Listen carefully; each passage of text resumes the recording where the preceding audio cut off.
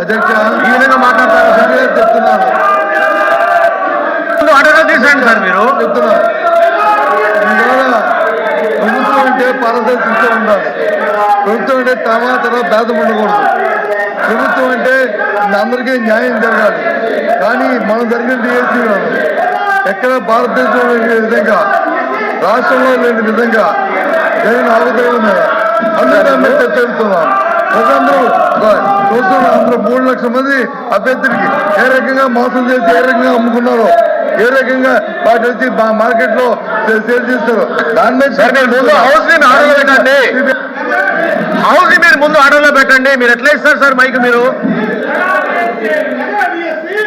Mic ఎట్లా ఇస్తారు sir మీరు ప్రతిపక్ష నాయకుడికి?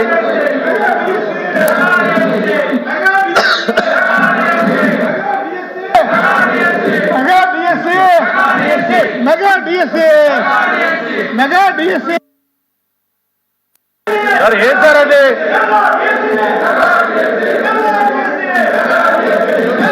ఈ టేబుల్ని కొడుతుంటే మీరు ఏం చేస్తున్నారు సార్ మీరు? అధ్యక్ష చైర్మన్ గారు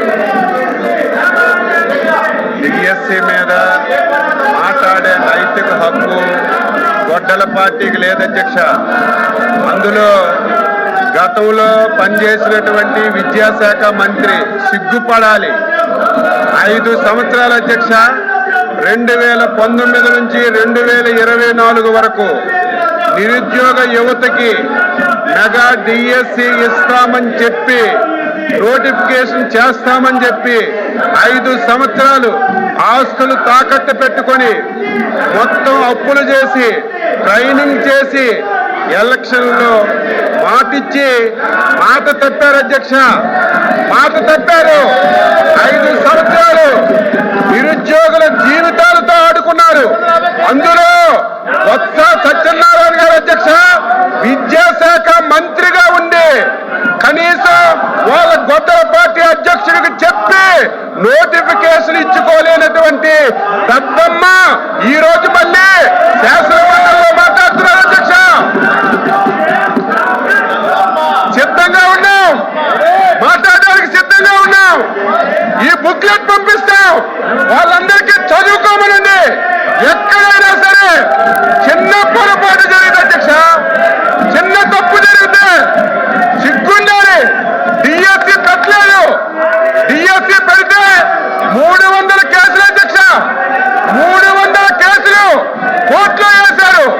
కోర్టు కూడా చేమోట్లు పెట్టి మీకు సిగ్గు లేదని కోర్టు కూడా తిట్టినా సరే అన్ని శాసన మండలిలోకి వచ్చి ఇది మాట్లాడడానికి నైతిక హక్కు ఎక్కడ ఉంది అధ్యక్ష? మీరు చైర్మన్ గా డిఎస్సీని పిలవండి. డిఎస్సీని పిలవండి. అందరితో మాట్లాడండి. చర్చకు పెట్టండి. ఈ 4 రోజులు దీని మీద చర్చ పెట్టండి.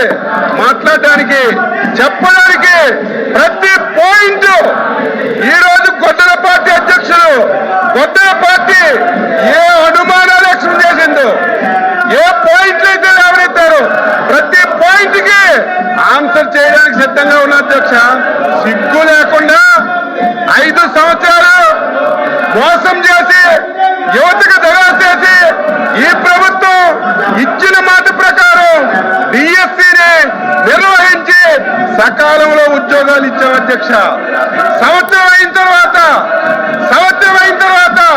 కావాలని చెప్పి సంవత్సరం మొద్దు నిద్రలో ఉండి కావాలని చెప్పి ఈరోజు విమర్శలు చేస్తుంటే బాధ కలుగుతుంది అధ్యక్ష. ఈరోజు ఎవరు